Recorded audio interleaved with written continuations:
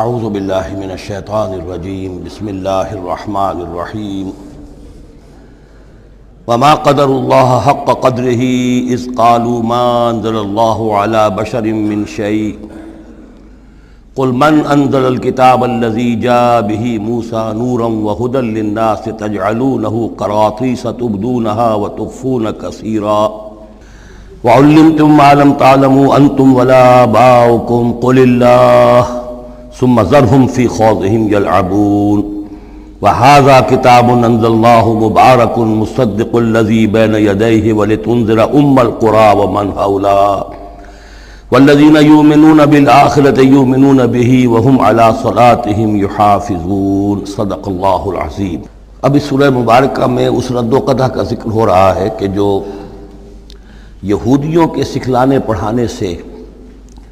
مکے کے کچھ لوگ حضور سے کر رہے تھے۔ اب تک جو گفتگو ہوئی ہے وہ خالص ان کی طرف سے تھی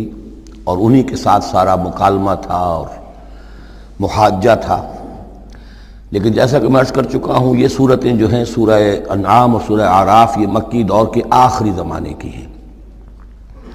اور ظاہر ہے کہ اس وقت تک چرچا پہنچ چکا تھا مدینہ منورہ میں بھی حضور کی رسالت اور نبوت کے دعوے کا، اور کان کھڑے ہو چکے تھے اہل کتاب کے یہود کے، تو وہیں سے بیٹھے ہوئے انہوں نے ریشہ دوانیاں کرنی شروع کر دی تھی۔ اور جیسے کہ ہم پڑھ چکے ہیں کہ جب زدم زدہ میں کوئی آ جائے تو وہ یہاں تک کہہ بیٹھتے تھے کہ ان مسلمانوں سے تو یہ مشرک بہتر ہیں جو بتوں کو پوجتے ہیں وغیرہ وغیرہ۔ اسی طرح کی ایک بات وہ ہے جو یہاں کہی جا رہی ہے، وما قدر اللہ حق قدرہ، اور انہوں نے ہرگز قدر نہ کی اللہ کی جیسا کہ قدر کرنی چاہیے تھی۔ اس قالو، جبکہ انہوں نے کہا ما انزل اللہ علی بشر من شیء، جبکہ انہوں نے کہا کہ نہیں اتاری ہے اللہ نے کسی بھی انسان پر کوئی بھی چیز، کیٹیگوریکل ڈینائل۔ چونکہ یہ لوگ جو تھے مکے والے یہ کتابوں سے واقف نہیں تھے، تو یہود نے سب سے پہلے جو ان سے کہا وہ یہ ہے کہ یہ سب خیال ہے، وہم ہے، اللہ نے کبھی کوئی چیز اتاری ہی نہیں کسی پر۔ اب چونکہ یہ سوال آیا تھا ان کی طرف سے، لہذا جواب میں مشرکین مکہ سے خطاب نہیں کیا ہے، بلکہ براہ راست جن کی طرف سے یہ بات آئی تھی ان سے خطاب ہے۔ قل من انزل الکتاب الذی جاء بہ موسیٰ، ان سے پوچھئے کہ پھر کس نے اتاری تھی وہ کتاب جو موسیٰ لے کر آئے تھے؟ کیا وہ من گھڑت تھی موسیٰ کی، اپنے ہاتھ سے لکھی ہوئی تھی؟ اگر اللہ نے کبھی کچھ نہیں اتارا تو من انزل الکتاب الذی جاء بہ موسیٰ نورا وہدی للناس، کہ جو نور بھی تھی اس کے اندر نور بھی تھا، وہ خود روشن تھی اور لوگوں کے لیے رہنمائی تھی۔ تجعلونہ قراطیسا، تم نے اسے ورق ورق کر دیا ہے، ٹکڑوں میں بانٹ دیا ہے، حصوں میں تقسیم کر دیا ہے۔ تبدونہا وتخفون کثیرا، کچھ کو ظاہر بھی کرتے ہو لیکن اکثر کو چھپا کر رکھتے ہو۔ یہودیوں نے کتاب کو جس طرح چھپایا ہے اور اپنے من مانی فتویٰ فروشی کے لیے، تو انہوں نے یہ شکل اختیار کی تھی کہ عام لوگوں کے ہاتھ میں یہ کتاب نہیں آنی چاہیے، بڑی محفوظ رہنی چاہیے وہ، اور یہ کہ عام لوگوں کی دسترس میں نہ ہو۔ وَعُلِّمْتُمْ مَا لَمْ تَعْلَمُوا أَنْتُمْ وَلَا آبَاؤُكُمْ، اور تمہیں سکھائی گئی تھی وہ سب باتیں جو نہ تم جانتے تھے تمہارے آباء و اجداد جانتے تھے۔ قُلِ اللَّهُ، کہیے یہ سب اللہ نے نازل کیا، تورات بھی اللہ نے نازل فرمائی تھی، انجیل بھی اللہ نے نازل فرمائی تھی، اب یہ قرآن بھی اللہ نے نازل فرمایا ہے۔ ثُمَّ ذَرْهُمْ فِي خَوْضِهِمْ يَلْعَبُونَ، پھر یہ بات کہنے کے بعد اے نبی صلی اللہ علیہ وسلم ان کو چھوڑ دیجئے اور ان سے کنارہ کشی کر لیجئے، وہ اپنی باتوں میں خرافات کے اندر کھیلتے رہیں۔ وَهَذَا كِتَابٌ أَنزَلْنَاهُ مُبَارَكٌ، اور اب یہ کتاب ہے جسے ہم نے نازل کیا ہے بڑی بابرکت ہے، مصدق الذی بین یدیہ، جو تصدیق کرتے ہوئے آئی ہے اس کی جو اس کے سامنے موجود ہے۔ وَلِتُنذِرَ القرى ومن حولها، تاکہ اے نبی صلی اللہ علیہ وسلم آپ خبردار کر دیں القرى اور اس کے آس پاس کے لوگوں کو۔ قرى قریے کی جمع ہے، قرى بستیوں کی ماں، بستیوں کی جڑ، بستیوں کی بنیاد۔ ہر ملک کے اندر ایک شہر ایسا ہوتا ہے کہ جو گویا کہ اس کے لیے مرکز کی حیثیت رکھتا ہے، دارالخلافہ کہیں، دارالحکومت کہیں۔ تو اگرچہ عرب میں کوئی حکومت نہیں تھی مرکزی حکومت، لیکن یہ کہ عرب میں، جزیرہ نما عرب میں مکہ مکرمہ کو القرى کی حیثیت حاصل تھی۔ یہی ایک شہر ایسا تھا کہ جہاں ایک تو یہ کہ کعبہ تھا، تمام قبیلے جو ہیں وہ یہاں حج کے لیے آتے تھے، ان کا مذہبی مرکز تھا۔ پھر یہ کہ جو قریش کو خاص طور پر ایسٹ ویسٹ ٹریڈ کے اندر جو خاص مونوپولی حاصل ہو گئی تھی، اور وہ بھی اسی کعبے کی برکت کی وجہ سے، اس کی وجہ سے پیسے کی ریل پیل بھی تھی، قافلے آتے تھے جاتے تھے، یہیں سے ہو کر جو یمن سے قافلے چلتے تھے مکے سے ہو کر شام کو جاتے تھے، شام سے آتے تھے مکے سے ہو کر پھر یمن کو جاتے تھے، یہ ام القریٰ ہے۔ تو اے نبی ہم نے آپ کے پاس اب یہ کتاب نازل کی ہے جو مبارک ہے، تاکہ آپ ام القریٰ میں جو رہنے والے انہیں خبردار کریں، اور من حولہا، اور جو ان کے ارد گرد ہیں۔ اب یہ من حولہا کا معاملہ یہ ہے کہ اس کا تو دائرہ بڑھتا چلا جائے گا، اس لیے کہ ایک ماحول امیجیٹ ہے، ایک ذرا اور فاصلے پر ہے، ایک اور فاصلے پر ہے، اور ویسے یہ ہے کہ دنیا کا نقشہ اگر ہم دیکھیں کہ جو بھی پرانے بر اعظم تین تھے،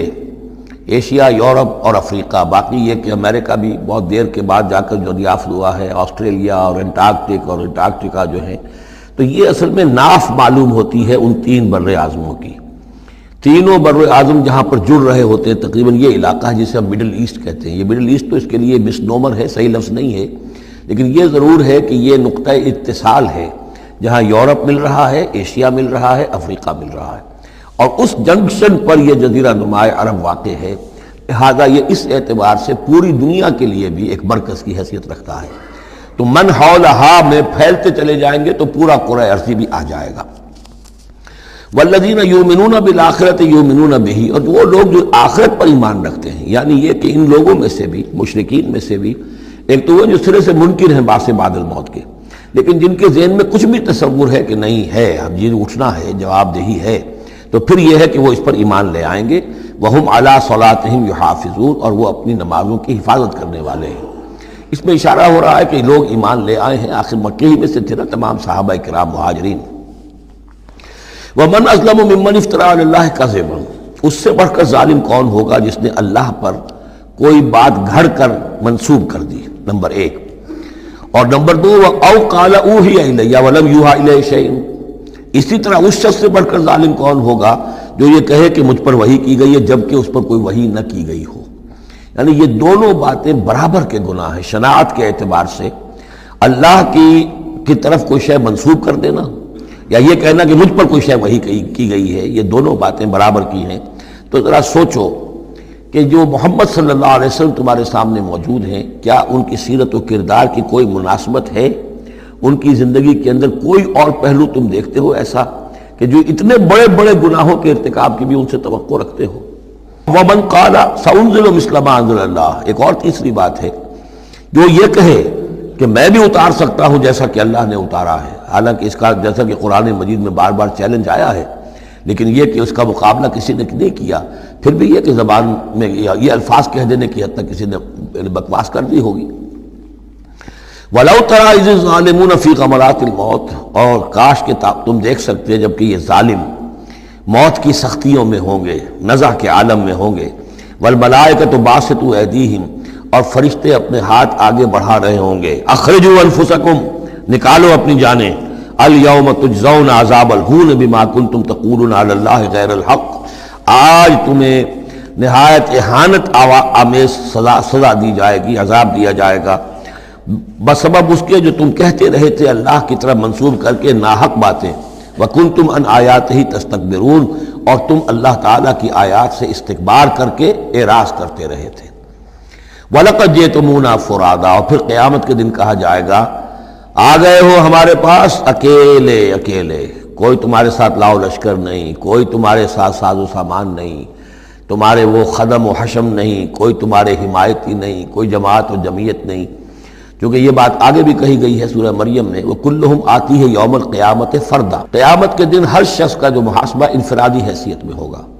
اور ظاہر بات ہے اکیلا آدمی کھڑا ہوگا، نہ اس کے رشتہ دار ہیں، نہ ماں باپ ہیں، نہ اولاد ہیں، نہ بیوی ہے، نہ بیوی کے ساتھ اس کا شوہر ہے، اور نہ ساز و سامان ہے، خدم و حشم ہے، کچھ بھی نہیں۔ لَقَدْ جِئْتُمُونَا فُرَادًا كَمَا خَلَقْنَاكُمْ أَوَّلَ مَرَّةٍ، جیسے کہ ہم نے تمہیں پیدا کیا تھا پہلی مرتبہ۔ اب یہ نوٹ کیجئے، خَلَقْنَاكُمْ أَوَّلَ مَرَّةٍ، اس کا مطلب ہے تخلیق دو مرتبہ ہوئی ہے۔ ایک تخلیق عالم ارواح میں ہوئی تھی، اس وقت بھی سب اکیلے اکیلے کھڑے تھے، نہ کوئی کسی کا باپ تھا، نہ کوئی کسی کی ماں تھی، ارواح کے مابین کوئی رشتہ داری نہیں تھی۔ یہ رشتہ داریاں تو پھر عالم خلق میں ہوئی ہیں آ کر، کہ ایک باپ اور ماں کا معاملہ ہے، پھر اولاد کا معاملہ ہے، پھر دادا اور پوتے کا معاملہ ہے، یہ ارواح کے مابین کوئی اس طرح کی رشتہ داری نہیں تھی۔ تو جیسے کہ ہم نے تمہیں پیدا کیا تھا پہلی مرتبہ کہ تمام انسان وہاں موجود تھے، فرق صرف یہ ہے کہ قیامت کے دن جب ہم کھڑے ہوں گے تو ہمیں ایک جسم بھی اور دیا جائے گا، لیکن جس وقت ہم تھے اللہ تعالیٰ کے پاس اس وقت عالم ارواح میں، اور جب ہم سے عہد لیا گیا تھا الست بربکم قالوا بلی، تو مجرد ارواح تھی، اس وقت کوئی جسم نہیں تھا۔ لیکن یہ کہ وہ جو اس کے اندر مشابہت ہے کہ جیسے اس وقت بھی حضرت آدم سے لے کر ان کی نسل کے آخری انسان تک جو دنیا میں ہوگا قیامت تک، وہ سب کے سب ان کی ارواح موجود تھیں، اسی طریقے سے قیامت کے دن بھی یہ سب کے سب کھڑے ہوں گے۔ وَتَرَكْتُمْ مَا خَوَّلْنَاكُمْ، اور تم چھوڑ آئے ہو اپنے پیچھے جن چیزوں میں کہ ہم نے تمہیں لپیٹ دیا تھا۔ یہ اصل میں کیا ہے؟ میری ایک انا ہے، میری ایک روح ہے، وہ میرے جسم میں لپٹی ہوئی ہے۔ پہلا غلاف تو یہ جسم ہے، پھر اس غلاف کے اوپر کپڑوں کا غلاف ہے، کپڑوں کے اوپر پھر مکان کا غلاف ہے۔ ہم غلاف در غلاف جو ہے، ہماری جو اصل حقیقت ہے، وہ جو اصل نفس الامری ہے ہماری روح، وہ در حقیقت ان غلافوں میں لپٹی ہوئی ہے۔ تو جو بھی غلاف ہم نے تم پر چڑھا دیے تھے وہ سب چھوڑ آئے ہو، وراء ظہورکم، اپنے پیچھے۔ وما نرى معكم شفعاءكم الذين زعمتم انهم فيكم شركاء، اور ہم دیکھ نہیں رہے تمہارے ساتھ کہ تمہارے وہ سفارشی نہیں آئے جن کے بارے میں تمہیں گھمنڈ ہو گیا تھا کہ وہ تمہارے معاملے میں شریک ہیں، سفارش کریں گے، تمہیں بچا لیں گے، چھڑا لیں گے ہمارے محاسبے سے، ہماری پکڑ سے۔ لقد تقطع بینکم، اب تمہارے مابین سارے رشتے ٹوٹ چکے، یعنی چاہے انہوں نے حضرت مسیح کو سمجھا ہو شفاعت کرنے والا، تو مسیح بھی اعلان برات کریں گے کہ میرا تم سے کوئی تعلق نہیں ہے، میں کوئی تمہاری شفاعت نہیں کر سکتا۔ کسی نے شیخ عبد القادر جیلانی کو سمجھا ہو تو وہ بھی اعلان برات کریں گے۔ باقی موہوم جو ہے لات عزا منات، وہ کس بلا کا نام ہے یہ تو ہم جانتے ہی نہیں، لیکن جن کو اولیاء اللہ کو، انبیاء کو یا ملائکہ کو اگر سمجھا گیا تھا تو وہ بھی قد تقطع بینہم، وہ سارے رشتے جو ہیں وہ کٹ جائیں گے۔ قد تقطع بینکم وضل عنکم ما کنتم تزعمون، اور اب سب ہوا ہو گئی ہیں، وہ چیزیں گم ہو گئی ہیں، تم سے جاتی رہیں جن کا کہ تم زوم کیا کرتے تھے، جن کے سہارے پر تم حرام خوریاں کر رہے تھے۔ ان اللہ فالق الحب والنوا، یقیناً اللہ ہی ہے کہ جو دانے اور گٹھلی کو پھاڑتا ہے۔ دیکھیے عالم خلق کے اندر کیا شکل ہو رہی ہے کہ دانہ زمین میں ڈالا آپ نے، وہ پھٹتا ہے، اس میں سے دو کونپلیں سی نکلتی ہیں، یا آم کی گٹھلی ہے زمین میں دبائی ہے، گٹھلی پھٹے گی، اس میں سے دو پتے نکلیں گے۔ یہ کون کر رہا ہے؟ اگرچہ بظاہر خود بخود ہو رہا ہے، جو بھی اللہ تعالیٰ نے فزیکل اور کیمیکل چینجز کے یہاں پہ قوانین بنا دیے ہیں اس کے تحت ہو رہا ہے،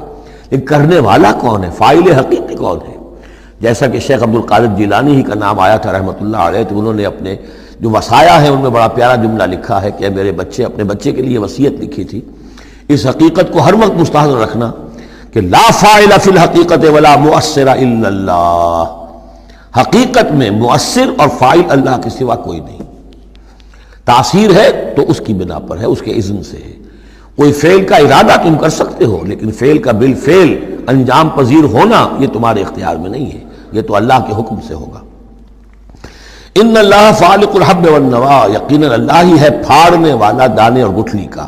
یخرج الحی من المیت ومخرج المیت من الحی، وہ نکالتا ہے زندہ کو مردہ میں سے، اور وہ نکالنے والا ہے مردہ کو زندہ میں سے۔ مخرج المیت من الحی ذالکم اللہ فانا توفقون، وہ ہے اللہ، لیکن تم کدھر بچلے جا رہے ہو، کدھر تم الٹے جا رہے ہو، اس اللہ کو پہچانو۔ فالق الاصباح، اب یہ فلق دوسرا بھی ہے، وہ ہے صبح کا پھاڑنے والا، رات کی سیاہی کا پردہ چاک کر کے سپیدہ سحر کو نمودار کرنے والا۔ یہ بھی خود بخود ہو رہا ہے، زمین کی گردش ہے جو بھی ہے اس کے تحت ہو رہا ہے، لیکن یہ بھی یہ نہ سمجھیں کہ یہ بھی اللہ تعالیٰ کے تصرف کے بغیر اور اس کی تدبیر کے بغیر ہے، بلکہ یہی ہوگا فالق الاصباح، صبح کی روشنی کا پھاڑنے والا۔ وجعل اللیل سکنا والشمس والقمر حسبانا، اب دیکھیے یہ ہے وہ آلاء اللہ جن کے حوالے سے اللہ کی عظمت، اللہ کی صفات، اللہ کی قدرت، ان سب چیزوں کو نمایاں کیا جا رہا ہے۔ التذکیر بآلاء اللہ۔ وجعل اللیل سکنا، اس نے بنا دیا ہے رات کو سکون کی جگہ، سکون کا وقت۔ والشمس والقمر حسبانا، اور سورج اور چاند کو اس نے بنا دیا حساب کے لیے، وہ حساب کا ایک نظام ہے جس کے تحت چل رہے ہیں، اسی سے دن وجود میں آ رہے ہیں، رات وجود میں آ رہی ہے، اسی سے مہینے وجود میں آ رہے ہیں۔ ذالک تقدیر العزیز العلیم، یہ اندازہ ہے مقرر کیا ہوا اس ہستی کا جو العزیز ہے اور العلیم ہے، زبردست ہے اور سب کچھ جاننے والی ہے۔ وَهُوَ الَّذِي جَعَلَ لَكُمُ النُّجُومَ لِتَهْتَدُوا بِهَا فِي ظُلُمَاتِ الْبَرِّ وَالْبَحْرِ، اور وہی ہے کہ جس نے ستاروں کو بنا دیا ہے تمہارے لیے کہ ان سے تم راستہ پاؤ۔ اندھیری راتوں کے اندر قافلے چلتے تھے تو ستاروں سے وہ سمت معین کر کے چلتے تھے، اسی طریقے سے جہاز رانی ہوتی تھی سمندر میں تو آپ کو معلوم ہے ستاروں ہی سے وہ اپنا رخ معین کرتے تھے۔ لِتَهْتَدُوا بِهَا فِي ظُلُمَاتِ الْبَرِّ وَالْبَحْرِ، خشکی اور سمندر کی تاریکیوں میں تم ان ستاروں سے راستہ پاتے ہو۔ قد فصلنا الآیات لقوم یعلمون، ہم نے تو اپنی آیات کو واضح کر دیا، اس کی تفصیل بیان کر دی، کھول کھول کر بیان کیا ان لوگوں کے لیے جو علم رکھتے ہیں یا جو علم حاصل کرنا چاہیں۔ وَهُوَ الَّذِي أَنشَأَكُم مِّن نَّفْسٍ وَاحِدَةٍ، اور وہی ہے کہ جس نے تمہیں اٹھایا ایک جان سے۔ یہ سب جو ہے ظاہر بات ہے کہ ایک جان سے بنا ہے، جو بھی پوری کی پوری یہ جو نسل انسانی بنی ہے وہ ایک جان سے بنی ہے۔ اس میں یہ بھی ہو سکتا ہے کہ مراد حضرت آدم علیہ السلام ہو، اور یہ بھی ہو سکتا ہے اگر کوئی حقیقت ہے ایولیوشن تھیوری میں تو اس کو آپ ٹریس کریں اور امیبا تک لے جائیں، وہ بھی ایک جان ہے۔ اس جان سے ہی پھر مختلف ارتقائی مراحل طے کرتے ہوئے، اس میں پہلے کوئی سیکس نہیں تھا، پھر ہوتے ہوتے سیکس ظاہر ہوا، تو اسی سے خلق منہا زوجہا والی بات جو ہے، اور اس پر ڈاکٹر رفیع الدین مرحوم نے قرآن اور علم جدید جو ان کی کتاب ہے اس میں بہت عمدہ تحقیق ان کی ہے، اور مولانا امین اصغر اصلاحی صاحب نے بھی اس کی تصویر کی ہے۔ تو جن لوگوں کو دلچسپی ہو اس کتاب کا مطالعہ کریں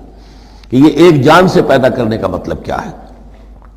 فَمُسْتَقَرٌّ وَمُسْتَوْدَعٌ، اس نے بنایا تمہیں ایک جان سے، لیکن پھر یہ کہ تمہارے لیے ایک تو مستقل ٹھکانہ ہے اور ایک ہے کچھ دیر کے لیے امانت کے طور پر رکھے جانے کی جگہ۔ اب یہ مستقر کیا ہے، مستودع کیا ہے، اس میں تین قول ہیں مفسرین کے۔ پہلا قول تو یہ ہے کہ مستقر تو ہے دنیا، یہاں ہم آئے ہیں، لیکن مستودع کیا تھا، تھوڑی دیر کے لیے جو میں رہا ہوں اپنی والدہ محترمہ کے بطن میں رہا ہوں، تو وہ رحم مادر جو ہے وہ مستودع تھا، کچھ دیر کے لیے وہاں امانتاً انسان رہتا ہے اور پھر وہ دنیا میں آتا ہے، وہ مستقر ہے۔ دوسری رائے یہ ہے کہ مستقر تو آخرت ہے اور قبر ہے مستودع، قبر میں رکھا جاتا ہے انسان کو، اور یہ گویا کہ عالم برزخ جو ہے یہ عارضی ودیت کرنے کی جگہ ہے، عارضی طور پر امانتاً رکھنے کی جگہ ہے، پھر جانا ہے۔ مستقر جو ہے وہ آخرت ہے۔ تیسری رائے یہ ہے کہ مستقر آخرت ہے اور مستودع دنیا ہے، دنیا میں جو وقت ہم گزار رہے ہیں یہ آخرت کے مقابلے میں بہت ہی عارضی ہے۔ اس حوالے سے اسے بھی کہا جا سکتا ہے کہ یہ بہت ہی عارضی سی امانت کی جگہ ہے۔ قد فصلنا الآیات لقوم یفقہون، ہم نے تو اپنی آیات کو واضح کر دیا ہے اور تفصیل بیان کر دی ہے ان لوگوں کے لیے جو تفقہ سے کام لیں، غور کریں، سوچیں سمجھیں۔ وَهُوَ الَّذِي أَنزَلَ مِنَ السَّمَاءِ مَاءً، اور وہی ہے کہ جس نے اتارا ہے آسمان سے یا بلندی سے پانی۔ فَأَخْرَجْنَا بِهِ نَبَاتَ كُلِّ شَيْءٍ، پھر ہم نے نکال دیا اس کے ذریعے سے ہر شے کی نباتات، اگنے والی ہر شے جو ہے نباتات زمین سے نکالی۔ فَأَخْرَجْنَا مِنْهُ، تو ہم نے اس کے ذریعے نکالے اس میں سے خضراً سرسبز کھیتی، نخرج منہ حبا متراکبا، جس میں سے ہم نکالتے ہیں کہ جو دانے ہیں ایک دوسرے کے اوپر چڑھے ہوئے ہیں۔ اب سٹا ہے تو چاہے وہ کوئی کسی بھی یعنی اس کا ہے اناج کا، اب کس طریقے سے کہ دانے کے اوپر دانہ چڑھا ہوا ہوتا ہے، حبا متراکبا،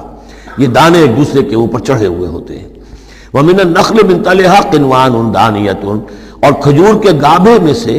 گوشے ہوتے ہیں کہ جو لٹکتے ہوئے ہوتے ہیں۔ وَجَنَّاتٍ مِّنْ أَعْنَابٍ، اور باغات ہم نے بنا دیے ہیں جو کہ کھجور انگوروں کے ہیں۔ وَالزَّيْتُونَ، اور زیتون، وَالرُّمَّانَ، اور انار، مشتبہاً وغیر متشابہ، ایسے بھی جو ایک دوسرے سے ملتے جلتے ہیں رنگ میں، روپ میں، شکل میں، اور ایسے بھی ہیں کہ جن میں کچھ فرق ہے۔ انظروا الی ثمرہ اذا اثمر، ذرا غور سے دیکھا کرو اس کے ثمر کو جب کہ وہ پکتا ہے، کیسا تدریجاً اس کے اندر ابھی بڑا کچا پھل ہے، پھر اس کے اندر وہ پکنے کا عمل کس طرح تدریجاً ہو رہا ہے۔ انظروا الی ثمرہ، ان ثمرات کو دیکھا کرو، اذا اثمر، جب کہ وہ پکتے ہیں، پھل لاتے ہیں، وینعہ، اور اس کے پکنے کو بھی دیکھو، اذا اینع، یہ گویا کہ یہاں محذوف ہوگا، وینعہ اذا اینع، انظروا الی ثمرہ اذا اثمر، دیکھو اس کے پھل لانے کو جب کہ وہ پھل لائے، وینعہ اذا اینع، اور اس کے پکنے کو دیکھو کس طرح تدریجاً وہ پکتا ہے۔ ان فی ذالکم لآیات لقوم یؤمنون، یقیناً اس میں ہیں نشانیاں ان لوگوں کے لیے جو ایمان لانا چاہیں یا جو ایمان رکھتے ہوں۔ جن کے پاس تھوڑا ایمان ہے ان آیات پر غور کریں گے، ایمان بڑھ جائے گا، ایمان میں اضافہ ہوگا، زادتہم ایمانا، اور جن کے دلوں میں طلب ہدایت ہے انہیں انہی نشانیوں سے ایمان کی دولت نصیب ہو جائے گی۔ وَجَعَلُوا لِلَّهِ شُرَكَاءَ الْجِنِّ، اور انہوں نے اللہ کے شریک بنا دیا جنات کو، وَخَلَقَهُمْ وَخَرَقُوا لَهُ بَنِينَ، حالانکہ اللہ نے ان کو بھی پیدا کیا ہے، جیسے انسانوں کو پیدا کیا جنات کو پیدا کیا۔ فرق صرف یہ ہے کہ جنات کو آگ سے پیدا کیا، اور جنات جو ہے اپنی طبعی طور پر اس کائنات میں بہت دور تک ان کی رسائی ہے۔ ہم جہاں بڑے بڑے راکٹ جو ہیں بلینز اور بلینز آف ڈالرز کے لیے ایک بناتے ہیں، اور پھر اس کی ایک جو ہم گاڑی بنائی ہے اور وہ جاتی ہے اور دوڑتی ہے اور آتی ہے، شٹل ہے، اور اس پر کتنا پیسہ خرچ ہوتا ہے، یہ تمام جو ہے جنات کے لیے یہ سارا علاقہ ان کی آمد و رفت کے لیے وہ اپنی طبعی صلاحیت کے بنا پر جاتے آتے رہتے ہیں، جس میں کہ ہمیں جانے کے لیے یہ ساری کچھ ایجادات جو ہیں وہ کرنی پڑی ہیں۔ لیکن یہ کہ بہرحال وہ بھی ہیں تو مخلوق، جیسے کہ فرشتے ان سے بھی آگے پیچھے ہیں لیکن ہیں وہ بھی مخلوق، فرشتے بھی مخلوق ہیں، جنات بھی مخلوق ہیں، انسان بھی مخلوق ہیں۔ وَجَعَلُوا لِلَّهِ شُرَكَاءَ الْجِنَّ، انہوں نے شریک بنا لیا جنات کو اللہ کے ساتھ، وَخَلَقَهُمْ، اس نے ان کو پیدا کیا ہے، وَخَرَقُوا لَهُ بَنِينَ وَبَنَاتٍ، اور اس کے لیے انہوں نے گھر لیے ہیں بیٹے اور بیٹیاں۔ حضرت عیسیٰ کو بیٹا بنا دیا گیا، حضرت عزیر کو بیٹا بنا دیا گیا، اور اللہ تعالیٰ کی فرشتوں کو کہہ دیا گیا وہ بیٹیاں ہیں، بغیر علم، بغیر اس کے کہ کوئی علمی سند ہو، کوئی بنیاد ہو، کوئی دلیل ہو۔ سبحانہ و تعالی عما یصفون، وہ پاک ہے اور بہت بلند و بالا ہے ان تمام چیزوں سے جو یہ بیان کر رہے ہیں۔ بدیع السماوات والارض، یہ لفظ آ چکا ہے سورہ بقرہ میں، کریشن ایکس نیہیلو، عدم محض سے وجود میں لانے والا، وہ ہے کہ جو آسمانوں اور زمین کو وجود میں لایا ہے عدم محض سے۔ انا یکون لہ ولد، اس کے اولاد کیسے ہو سکتی ہے، ولم تکن لہ صاحبہ، جبکہ اس کی کوئی بیوی نہیں، کوئی جورو نہیں، تو اولاد کیسے ہو جائے گی۔ وخلق کل شیء، اور اس نے تو ہر شے کو پیدا کیا ہے، ایک خالق ہے باقی سب مخلوق ہیں، وہو بکل شیء علیم، اور وہ ہر چیز کا علم رکھتا ہے، اس کی مخلوقات میں سے کوئی شے اس کی نگاہوں سے ایک لمحے کے لیے بھی اوجھل نہیں۔